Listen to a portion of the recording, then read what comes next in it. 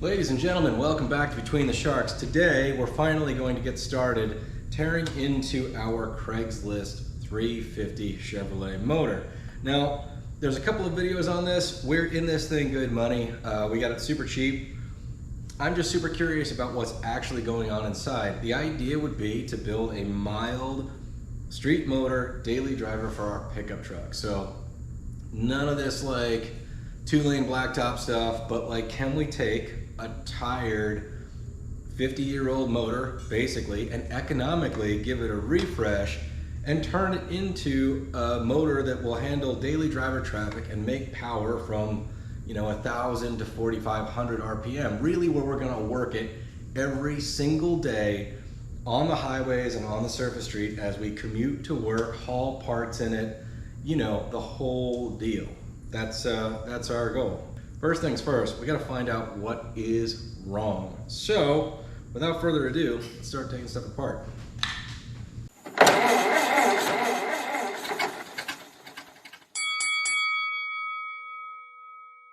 All right, gang, there is indeed a method to all of this. It's, for the most part, self-explanatory when you're diving in. We'll get into the details a little bit later.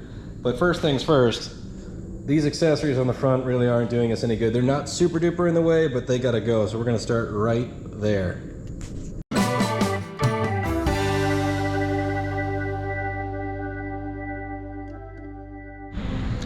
All right, fellas, we made pretty short work of that. It wasn't that big a deal. However, I will just impart this little bit. I'm not the most organized guy in the world. You know that if you've watched the channel for any amount of time. But one of the things I do is tend to put the bolts back in the hole where they came from every time it's possible. So the bolts are still through this bracket. These bolts are in here, and then I just tape them in. You can do this in a lot of ways. Saran wrap, aluminum foil, a little blue masking tape. Some people like to put things in Ziploc bags and label everything, but I know the brackets for the alternator aren't that big a deal. A guy will figure that out when it's got to go back together.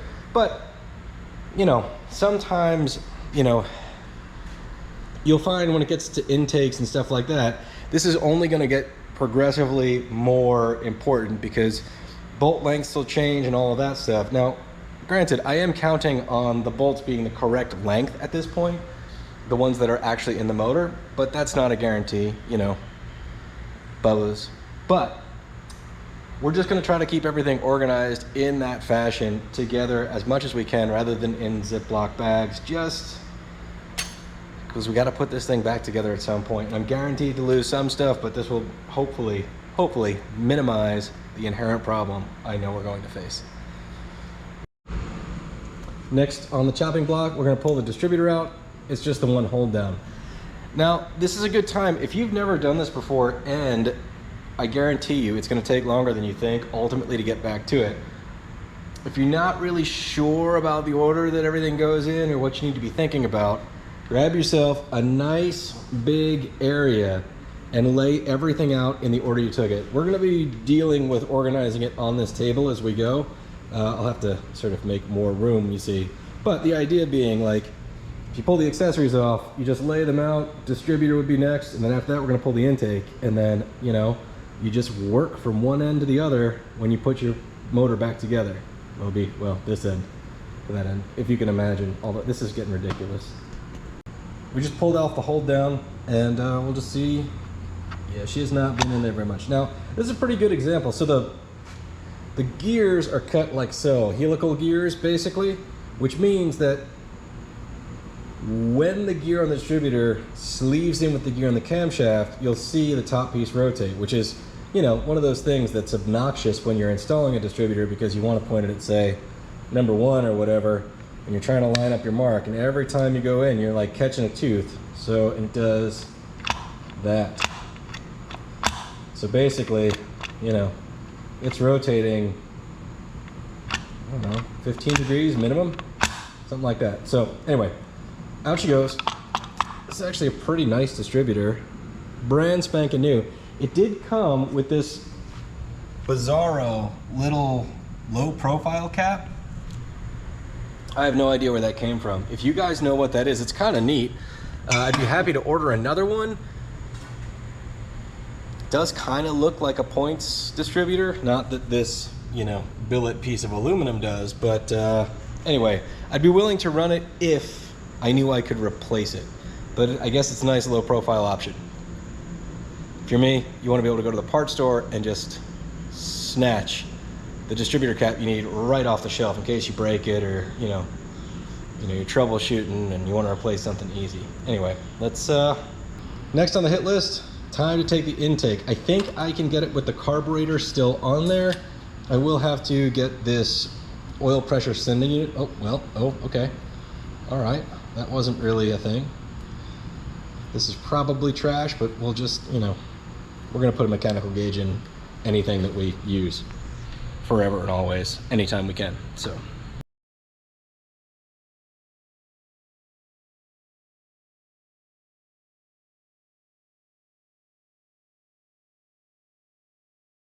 all right, fellas, it's about time to bust this intake loose, pull all the bolts out. We're learning more and more as we go and observing more and more as we go. First thing is, I didn't really think about it, but these engine picker-upper guys are actually kind of neat, but that also tells me two things. That considering they were still on there with the chain, that this motor has probably never been run. They've been on there so long, that guy did not put them on to pull the motor out. But dibs, they're mine now, and they're actually pretty cool. I hate hooking the chain through just one bolt going through the manifold into the head. So those are a little, neat tool for the collection. That said, there were also a bunch of mismatched bolts, washers here, not washers there, that kind of stuff. You know what that says? I smell Bubba. Bubba has been in here. And on that note, I noticed something. You guys, let's take a look at this.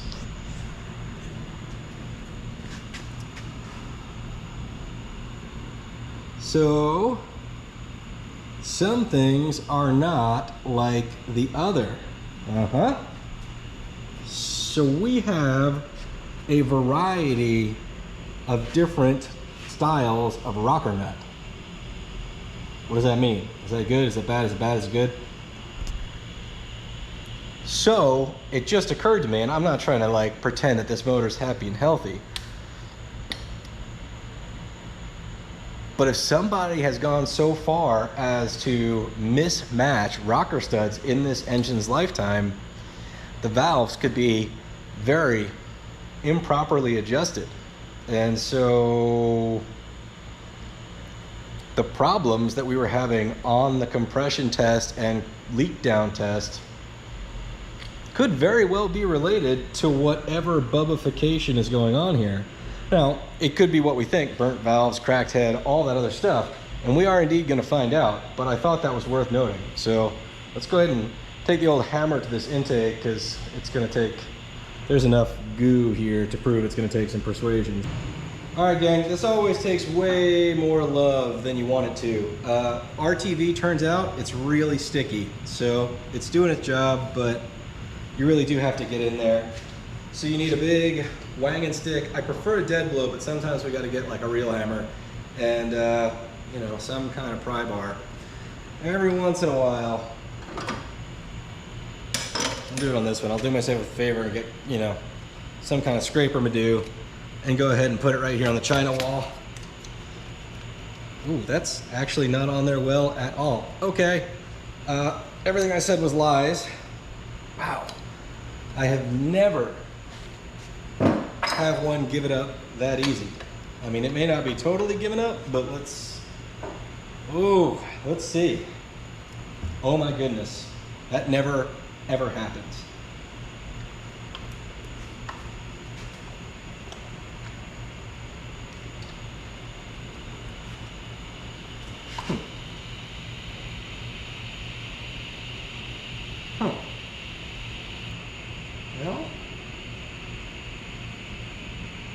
Well, wow, they use the rubber guys.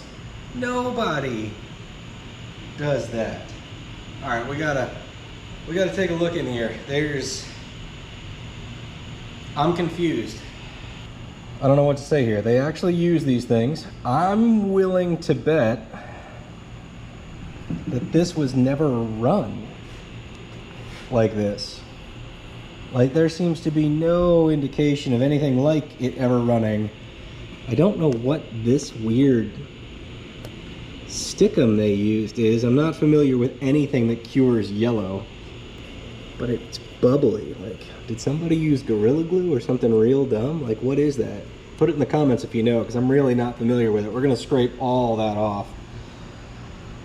But this is, you know, it's definitely due for a cleaning, but this is not the amount of sludge that an uncared for motor would produce.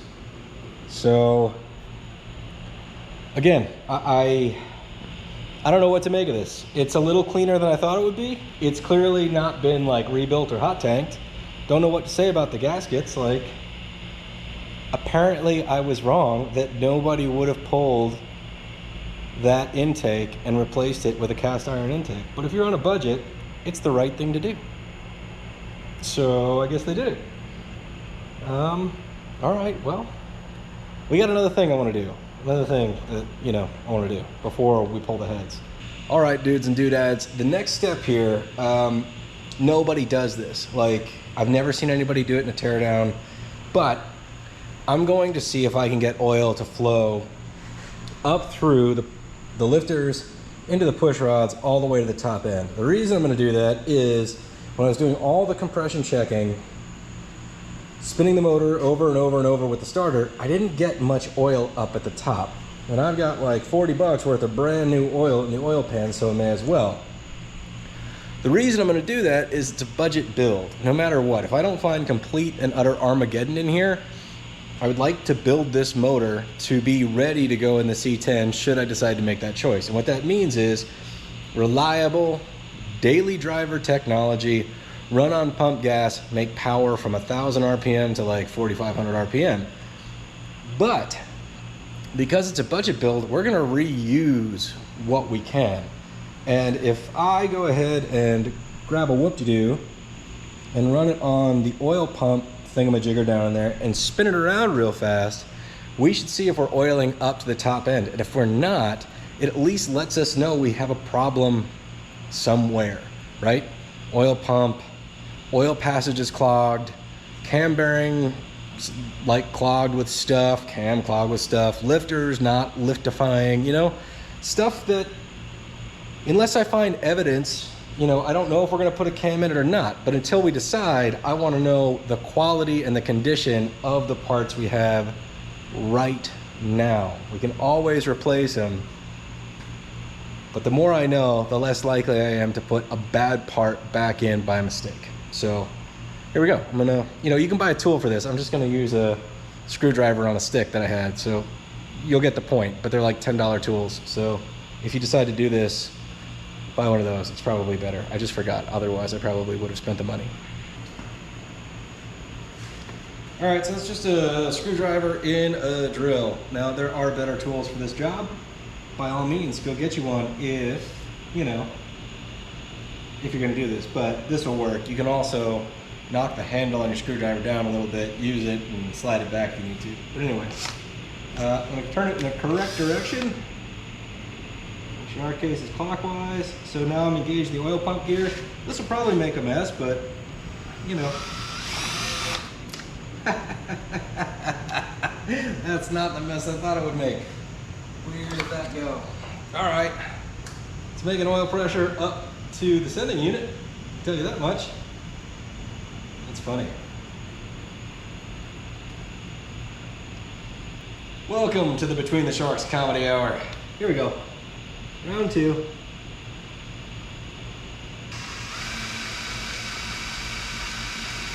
Interesting.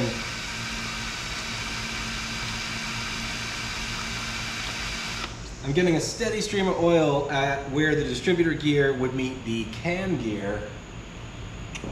So I'm wondering how much, like I've never tried this experiment by the way. So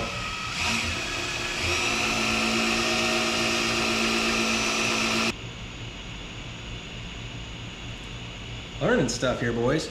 So there's a hole in the block on this side of where the distributor slides in, right where these grooves are, and I guarantee at this point that the oil shoots right around this thing and then it runs down through to all these lifters. So my experiment's not gonna work, but I learned something. So maybe you guys knew that. I sure didn't. But I guess we're just gonna have to move along. So that's interesting. I've never primed a motor like that before. I usually just, you know, jam the distributor in the hole, get everything set up, pull the coil wire off and turn it over with the starter until I get, you know, oil pressure or whatever. Which makes me wonder what those priming tools do, because they would prime the oil pump, which is, you know, a good thing, but it wouldn't prime the whole motor. And I have seen people use part of a distributor, which I've got several distributor parts and pieces, so maybe we'll make an actual priming thing that fills, I don't know if you guys can see it, but there is a hole right on this side. It squirts oil straight across to the other side, and I guess is oiling the lifters. I don't know. I mean, I don't know enough about the oil passages in a small block Chevy. Not gonna lie to you. All right, that said, got my box set up. I am going to keep the push rod with the rocker arm, and when I pull the lifter, that's all gonna stay together. We're gonna label it by cylinder. So if I reuse any of this, it's all gonna go back in the same order. I do a similar thing with the head bolts, but we'll get there when we, you know, when we get there. At this point, I'm gonna put you on the high speedo vision, zip to the future, but I think I'm gonna take my time pulling these rocker nuts because they're all different.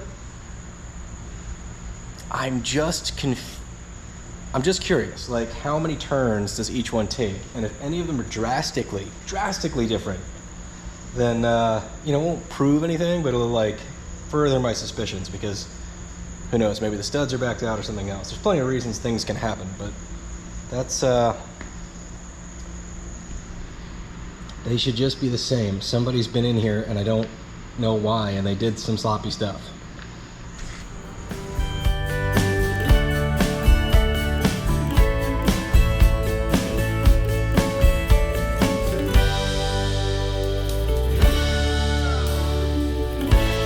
All right, dudes, we're kind of neat and tidy in this general area, assuming that I don't like knock it over at some point. Never really understood why people are like selling motors that they half disassemble and they're not even like organized. They're like everything's in a bucket. I don't know what I'm doing nearly well enough to take something like that and put it back together. So yeah, now I do a similar thing with head bolts. Basically, I draw my little pattern on a piece of cardboard, right? It's, for lack of a simpler way, you got 4 bolts here, you got 5 bolts in this row, and then you got 8 bolts down here that all kind of do the stick ahead to the engine block kind of situation thing.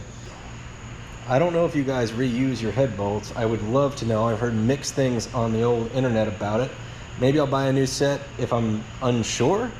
But I'm 90% sure when I put them back on the Chevy, like I said, I've only done this once before. I use the same bolts by using this pattern to make sure, because they're slightly different lengths. It's not like they need to go in the same hole. It's that I just don't know. You know, like I don't know it well enough, like not like the back of my hand. So I use this method, like make myself a little diagram, and we work off of that. So anyway, let me know, do you use your head bolts again? Because I'd like to, you know. Don't want to like cut costs by cutting corners, but I'll save a penny where I can, you know what I mean? All right, let's get on the fast forward machine and pull these head bolts out.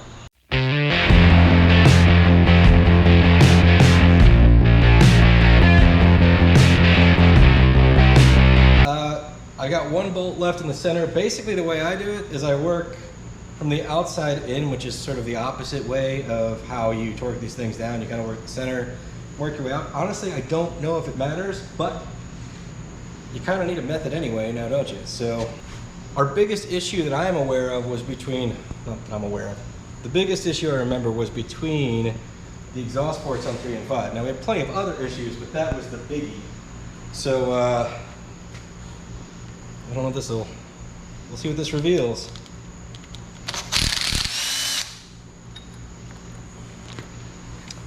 All right, go somewhere. We go in the one hole that's left.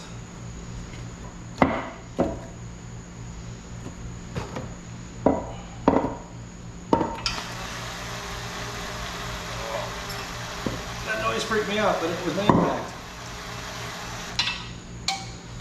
All right. Well, this is interesting. Let's take a look in here, boys. Well, let's take a look here. Look like stock original pistons. This is interesting. I expected flat tops actually, because with these 76cc chamber heads, this is like a super low compression motor, but because we have this disc relief, we might actually be able to put like 64cc heads on here without increasing the compression so much that we won't be able to run pump gas, which is a big important thing for me. Cheapest gas possible. This head gasket actually looks okay. We'll pop it loose if we can, but it's not broken. Just inspecting for damage, especially, you know, between these two cylinders, because that's where we had weird leakage, but it doesn't appear to be up here. Not sure what this marking is. We'll look and find out. These aren't that crusty. I'm actually pretty impressed. Let's dive into these cylinder walls a little bit. Come on, do my bidding.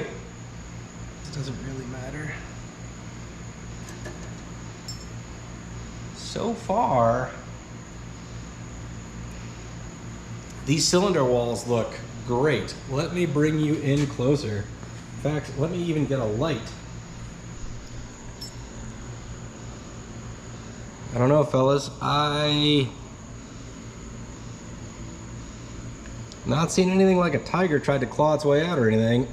If you see something I don't, let me know. Like, we've got a couple, well,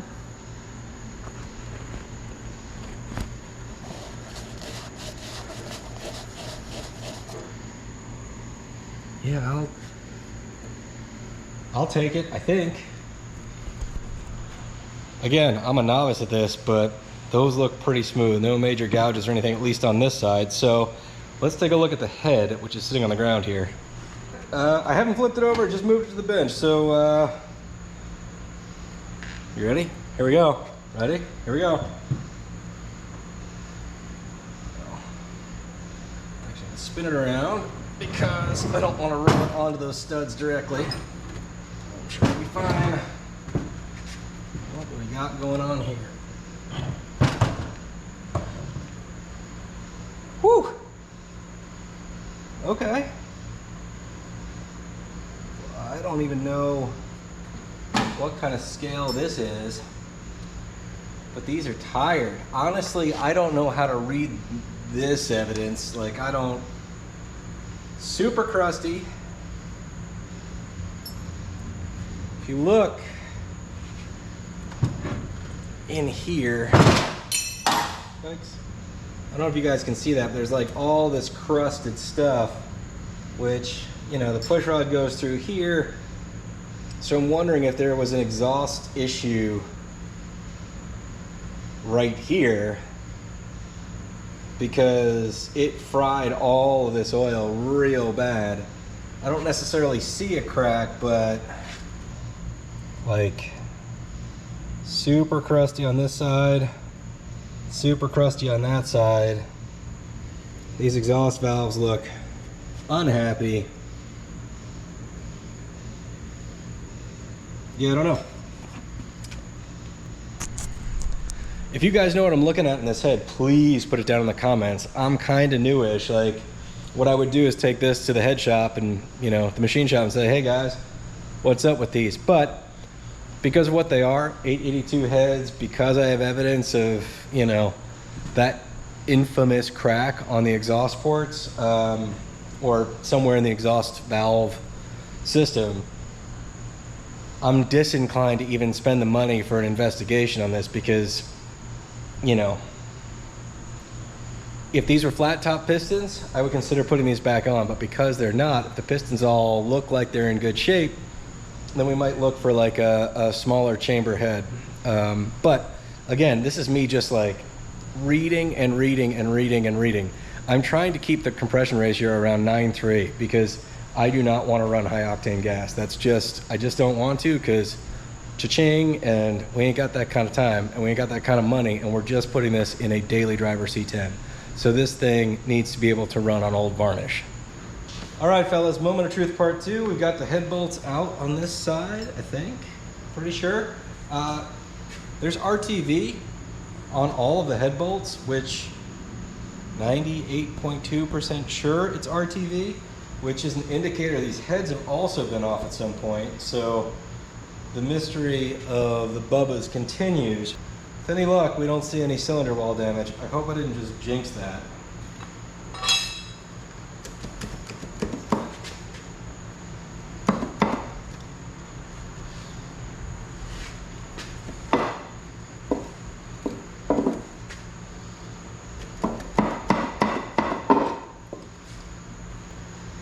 Look pretty good. Again, I don't know what I'm looking for besides super deep scratches, and we don't have those, so I'll take that as okay for now. Let's take a look at the head. All right, boys. We've got similar crustiness on this side and the same oil issue in here. I don't know if this has a crack or if that's just native to how these things are. We'll bring in here in 2 seconds for a closer look, but again, much like the other one, there's nothing screamingly obvious on the head gasket or on these cylinder heads. So I am getting that same oil crustiness though. I think I said that already. So anyway, we've got a lot of work to do. We've only just begun. So here we are with the driver's side. That's right there on 3 and 5 that we're, you know, pretty suspect. And we're gonna swing it down here. We're working front to back on the passenger side, so we're looking at cylinder number 2 there. It's reasonably crusty, but I'm not seeing anything that's blowing my mind. I mean, maybe I should be. Write it down in the comments if you're seeing something that I'm not. There's all that crusty stuff there. And then let's take a look at these cylinders. So this is the passenger side. There's cylinder number 2, 4, 6, 8's up there. Working down the other side, cylinder 7, that's 5, 3, gaskets in the way of number 2. So yeah, and there's the oil galley that's not as gross as it could be. So if anyone can identify these pistons, these 4-valve relief sort of domed dished pistons, because I know I'm pretty sure these are common factory, but I guess what I'm looking for is, you know, the CC of this relief so that I can calculate what it would be if I ran 64 CC chamber heads with these pistons. I'll measure the deck height and all of that other stuff. I'm just learning how to do that mathematics, so I'll be repeating myself a lot as I try to figure out what parts to collect as we figure out what to do with this motor. All right, gang, thanks for watching Between the Sharks. I really appreciate it. If you've made it this far, please consider subscribing. It's entirely free to you, and really, it won't even notify you when there's a new video unless you select that button as well. So your subscription really just helps out the channel and not a whole lot else. There we have it, fellas. We have at least taken one small block Chevy motor and turned it into many pieces of a small block Chevy motor. We're gonna call that a victory though. This is definitely the easy part. Getting her back together and, you know, trying to make it a thing that runs is an entirely different story. But for right now, we have been able to dig in. There's nothing screamingly obvious on the heads except for what we already knew from the leak down test. I can't necessarily see any cracking, so that to me proves that the leak down test was extraordinarily worthwhile, because otherwise I would have leapt head first into this, pulled this head off to take a look, and my inspection would have revealed an entirely intact head gasket, at which point I would no longer have been able to do a leak down test on the cylinders and been forced to take the heads to the machine shop just to figure out what was going on. But we already know we have all sorts of issues. We can still take those to the machine shop if we want, but might be kind of futile. The cylinder walls look good so far, so I am wondering if I can get away with a El Cheapo rebuild, which I've never done before, which is pulling the pistons, pulling the rotating assembly, doing like a hand turn of the crank, you know, with the shoelace and sandpaper, re-ringing pistons, which I've never done, and honing the cylinder walls, because it looks like the cylinder walls are actually in decent shape. And if I reuse these pistons, because they're dished, the research I've done this week suggests that this will keep my compression down even if I use a higher compression head, meaning if I use a smaller chambered head, that will inherently increase the compression because we have a smaller volume of air. Anyway, we'll get into all that at some point. I would love to hear what you guys think about it. I would love to be able to do the math properly, to like really know what I was getting into if I put 64cc heads on, because I do not want 10-to-1 compression where I have to use high octane gasoline. Thanks for watching. Really appreciate it. This has been Between the Sharks, and we will see you next time. Good luck on your projects out there.